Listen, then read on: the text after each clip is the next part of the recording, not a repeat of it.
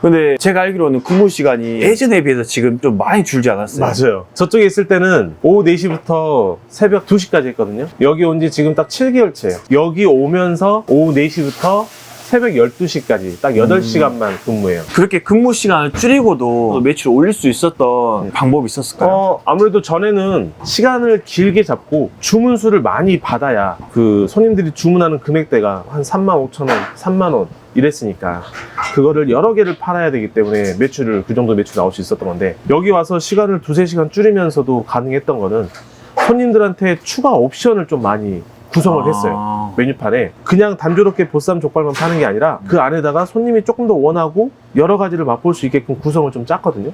그랬더니 객단가가 많이 올라오고 또 한 주문당 금액이 7만원, 8만원, 12만원 막 이렇게 들어오니까 시간은 줄었는데 매출은 똑같다? 한 주문당의 판매 금액이 높아졌기 때문에 가능했던 것 같아요.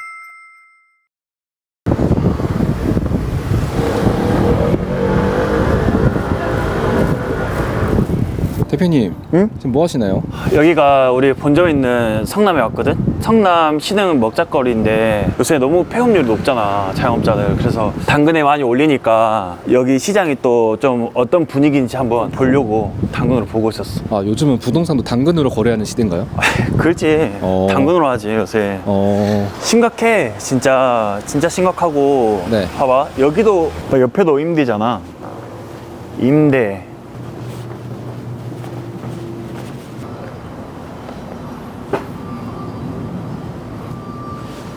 옆에 문도 뚫어가지고 길도 만들고 위에 창문도 뚫어서 인테리어까지 다 해놓고, 실제 여기 운영을 얼마 하지 못하고 또 폐업을 내놨네. 여기가 바른부산 본점 아니에요? 맞아. 여기가 원래 바른보쌈 본점이었는데 불경기에 또 본부장은 확장 이전을 했거든. 아, 그래서, 진짜요? 이전한 곳으로 한번 가보게. 매장은 어디예요? 매장은 여기서 한 2블럭 정도 지나면? 안녕하세요, 부장님. 네, 안녕하세요. 추운데 먼 길 오셨어요. 아니, 지금 오는 길에 봤는데 폐업이 이렇게 많은 이런 시국에 확장 이전을 하게 됐네요. 아무래도 이 전에 매장 아시잖아요. 굉장히 좁았는데 저는 괜찮아요. 저는 괜찮은데 저희 직원들이 아무래도 거기서 잠깐 쉬는 시간에 3시 옹기종기 모였는데 그것도 좀 불편하고, 매출이 좀 계속 유지가 되고 뭐 순간으로 터지는 게 아니라 꾸준하게 이렇게 매출이 유지되는데 공간이 좀 많이 복잡하더라고요. 그러니까 처음부터 큰 가게를 골랐어야죠. 근데 그때는 이렇게 잘 될 줄 몰랐죠.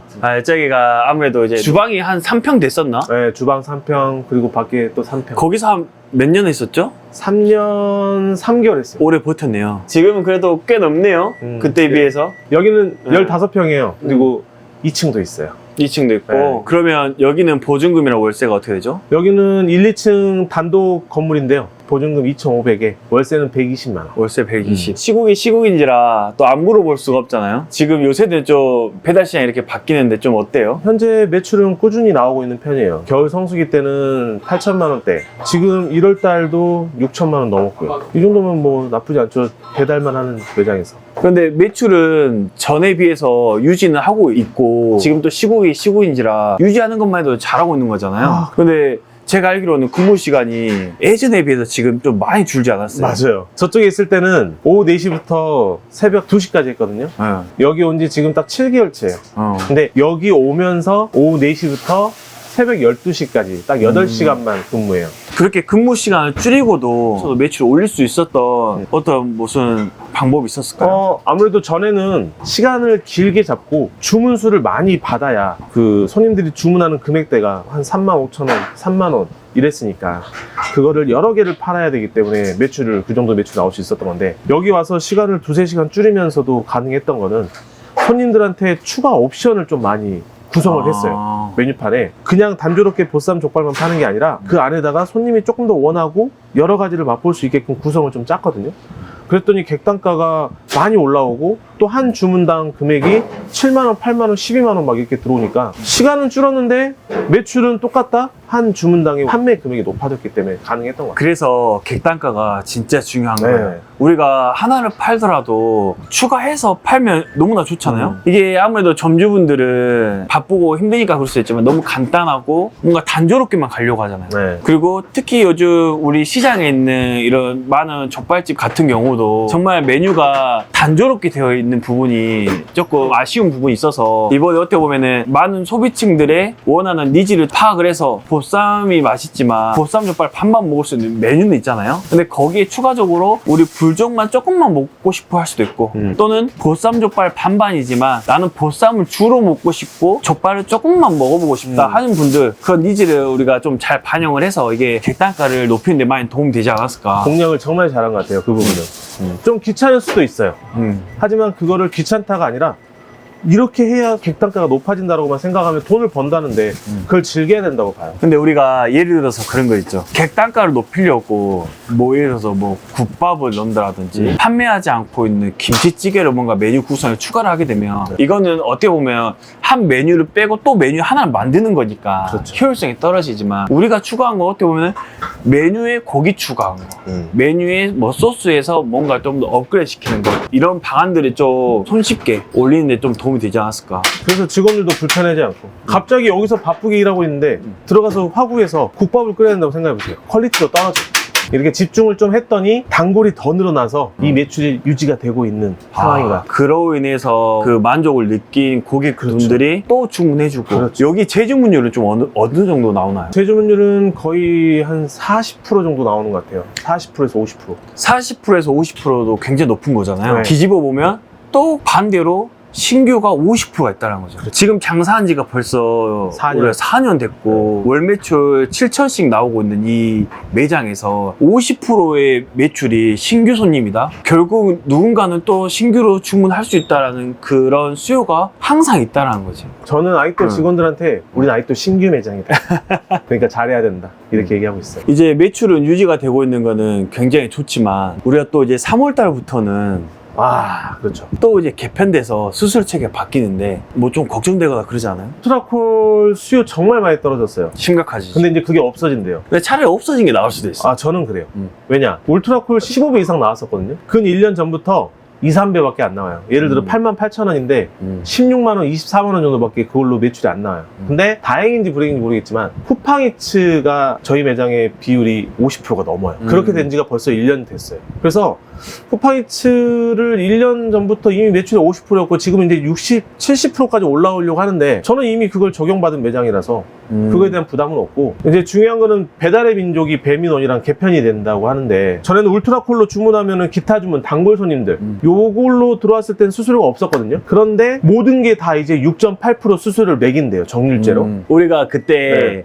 어떻게 해서는 배민에서 주문이 들어오게 하려고 네. 뭐 검색 키워드라든지 이런 수단과 방법을 가리지 않고 했는데 결국은 그 방법이 이제 없어진 거고 맞아요. 이제는 아예 통합이다. 네. 근데 저도 이제 그렇게 단골 위주로 해서 수수료를 안 떼는 집이었으면 정말 걱정이 너무나 많이 되고 아마 잠도 못 잤을 거예요. 근데 제가 한 6개월 전부터 제가 배달의 민족으로 들어오는 매출 건 대비 오픈리스트 6.8% 수수료 떼는 게 얼마 정도 되는지를 한번 봤거든요. 배달의 민족으로 들어오는 매출이 한 1,800만 원 정도 돼요. 배민원 말고. 오픈리스트로 들어온 금액이 1,680만 원?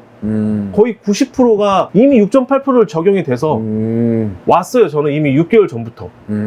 근데 그게 지금부터 바뀐다? 저는 뭐 별로. 또 우리가 객단가가 높으니까 네. 오히려 우리한테는 득이다. 그렇죠. 그런데 이제 반대로 9.8%인 수수료가 7.8% 낮아진다고 하잖아요. 저는 오히려 약간 더 감사할 뿐이죠. 물론 얼마 차이 안 날 거예요. 그런데 객단가가 있으니까 그게 좀 다행이라고 생각하고 그래서 앞으로 좀 더 단골을 모집하는 데 있어서 서비스를 좀 많이 풀고 어차피 수수료 많이 떼갔던 집인데 이제 조금 줄면 그걸 손님한테 더 풀 수 있는 그 부분을 좀 고민하고 있어요. 고객한테 뭘 더 줄지를 그렇죠. 고민한다. 네. 바른보쌈 오픈한 지는 한 4년 정도 됐고 사람을 고용을 해서 처음 들어온 직원이 아직까지 3년 넘도록 같이 일을 하고 있잖아요. 그거 진짜 대단한 거거든요. 지금 많은 자영업자분들이 정말 그 사람을 고용하고 같이 일한다는 거 너무 어려워하고 제가 듣기로는 한 달에 한 30번 알바가 들어왔다 나갔다 하는 것도 있었어요. 이렇게 오랫동안 같이 할 수 있는 이유가 뭘까? 그거는 말 그대로 환경인 것 같아요. 일이 너무 업무 비중도 과하지 않고 내 입장으로 생각하는 게 아니라 직원이 힘들 부분이 있겠구나라는 거를 내가 직접 해봐야 이게 어려운데 너희들 이거 안 불편했어? 그거는 당장 해주고 이렇게 해주면서 뭔가 상황을 만들어줘야 이거는 내 말에 이런 일부분이 적용이 되네 이런 느낌을 주면 줄수록 뭔가 더 신뢰성이 간다. 일단 이거는 인간적인 부분이고 또 두 번째는 근무 시간이죠. 그럼 아까 말한 그 근무 시간 줄인 게 어떻게 보면 직원들을 생각하는 그 마음이 많이 반영이 된 거네. 그렇죠. 같이 오랫동안 갔으면 하니까. 왜냐면은 저 혼자서 일은 못해요. 저 혼자 먹고 살 수는 있죠. 근데 그렇게 하면 저도 여기 갇혀 있고, 그렇다고 직원들만 운영하게 하면 직원들도 갇혀 있는 거잖아요. 그러니까 좀 휴가도 좀 주고 이렇게 좀 해주면 일할 수 있는 환경 좋지 않을까요? 점장님은 일한 지 얼마나 됐죠? 제가 이제 3년 조금 넘었습니다. 네, 들어보니까 네. 요식업에서 네. 10년 넘게 일을 했었는데 저희 바른보쌈에서 장기적으로 근무하는 이유가 있어요? 그 근무하는 이유 중 제일 큰 거는 저희 사장님한테 배울 점이 많아가지고 그래서 좀 따라서 하고 싶어서 계속 밑에서 배우고 있는 중인 거죠. 그리고 이전에 이제 다른 데 브랜드에서 일을 했었는데 족발집에서 그때는 족발을 직접 피도 빼고 삶기도 했어야 돼서 너무 힘들었는데 지금은 이렇게 바른보쌈은 원팩으로 나와가지고 약간 장기 근무를 하는 데는 몸이 조금 더 좋아지는 느낌이 있어요. 그러면 바른보쌈을 직접 고기를 삶았다고 하면은 그거는 그만뒀겠네. 그만두진 않았을 것 같은데 네. 아마 조금 쉽진 몸이 않았겠죠. 많이 상했을 것 네. 같아요. 네, 오늘은 저희 바른보쌈 본점에 왔고요. 요식업, 특히 이제 배달 시장 같은 경우는 사실 1년 버티기도 힘들다고 하잖아요. 그런데도 많은 점주분들은 지금 3년, 4년 동안 운영하신 분들이 굉장히 많거든요. 그런데 보시면 아시겠지만 그 3, 4년을 처음에 고용했던 직원과 이렇게 장기적으로 할 수 있는 거는 다 이유가 있지 않을까라는 생각을 갖고 있습니다. 그래서 이 영상 보시고 또 저희 바른보쌈 궁금하시고 도움이 필요하신 분들 연락 주시면 거기 맞는 상담해서 도움을 드릴 수 있도록 노력하겠습니다. 감사합니다.